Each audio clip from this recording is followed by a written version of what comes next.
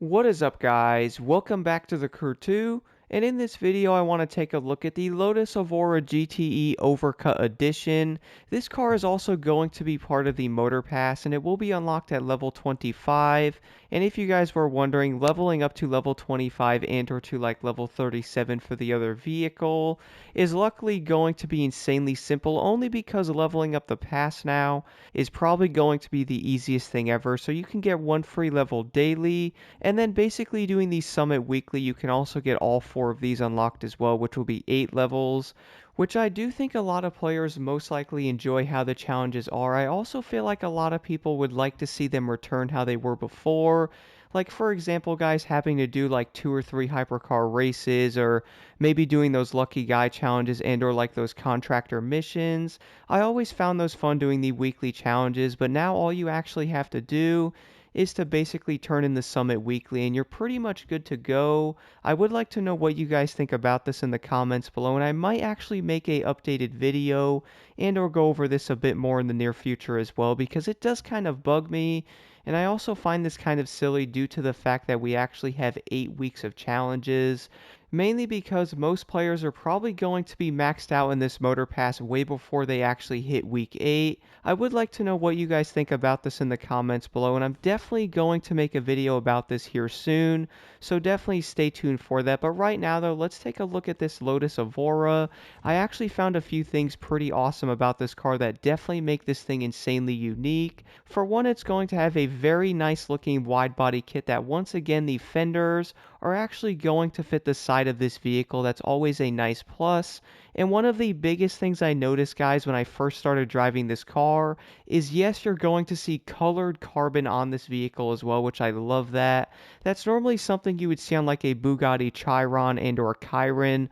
But nonetheless, guys, one of my favorite things about this though is the fact that the carbon is indeed colored. Now, I do find this kind of interesting because you normally do not see this on cars like this. I honestly do not know how to actually make carbon, but I would say coloring it is probably not going to be the cheapest thing to do.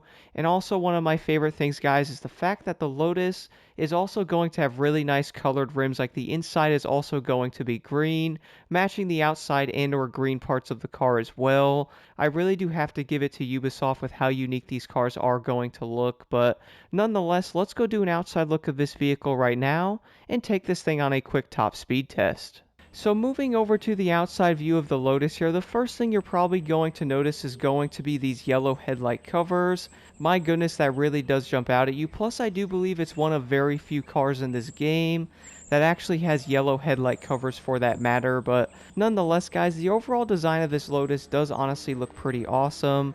And seeing the nice green decals on those back fenders also fit pretty nicely. You guys are also going to notice the taillights are going to be X'd out, but still look pretty great when you do hit the brakes there. I also do love looking at that green carbon fiber on the back. This thing is definitely pretty awesome, and it also has a nice engine sound.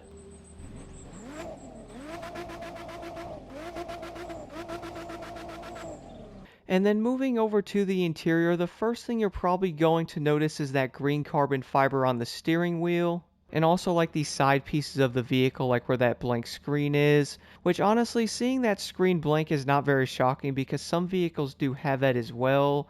I also do like the way this car is also going to be white on the side of the door. And you can also see it on the seat, plus the orange letters on the seat as well. This thing definitely looks great. And we're going to have some type of working dash.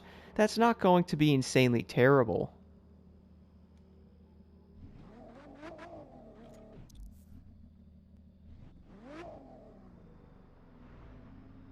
But besides all that, let's see what this Lotus can actually get to as a top speed. So of course this thing is going to be a street car. So I am running a Nitro Chemist set right now. So with this car having 6 gears, it looks like it can hit around 246 to 247 miles per hour. Do keep in mind, guys, going down a hill, you might be able to hit like 248, so the Lotus is definitely not going to be slow in any way, which is a great thing. Some of the cars doing like 235 is kind of interesting considering some of these street cars can hit 265, so at least seeing the Lotus hit around 245 is going to be a nice plus, and also make it very competitive. So from the testing I have done with this Evora so far, I would say a lot of players are going to like this car a lot. For one, guys, it's going to be insanely unique with the way that it is designed. The regular Evora does not have this body kit, and you basically can't make it look like this at all.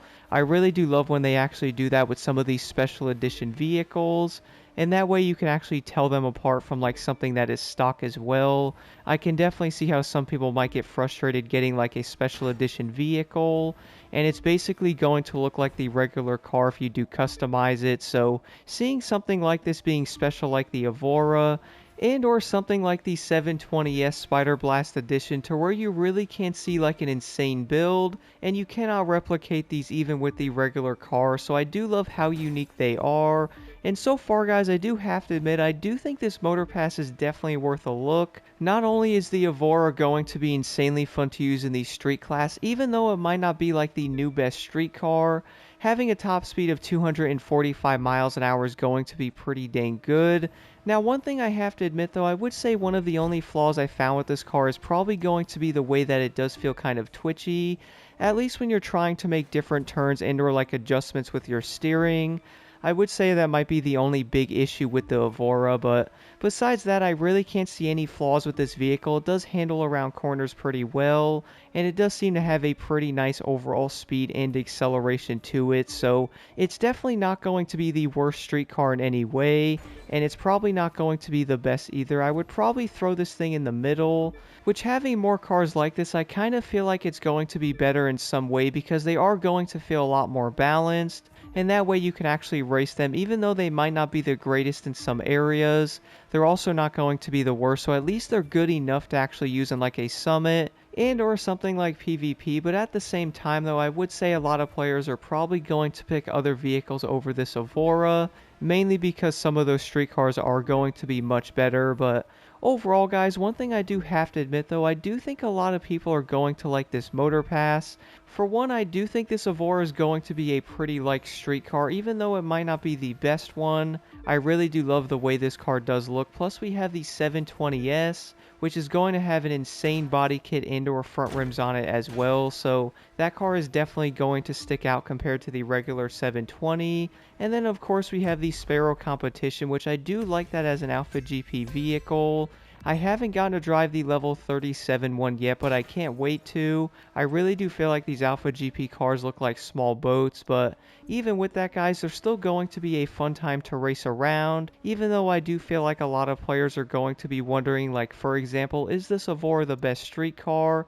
And am I actually going to want to use this thing in some situations, which I would say some cars might be better in some areas like a bigger event, where you can actually go like 260, but I would say the handling of this vehicle is probably going to be pretty similar to some of the better ones. I would probably say it's by far not going to be the worst in any way, but overall, guys, I would say the Evora is going to be a pretty decent car overall. Even though it sometimes it might feel kind of twitchy, I still like to drive this thing around. I would also recommend looking at this motor pass because my goodness, the cars so far are honestly pretty awesome. And it's also going to be up in the air if some of these cars will return, mainly because Motorfest is right around the corner. But I would like to know what you guys think about this Lotus Evora in the comments below. Let me know your thoughts on this Evora in the comments below, and here are my pro settings on the Overcut Edition.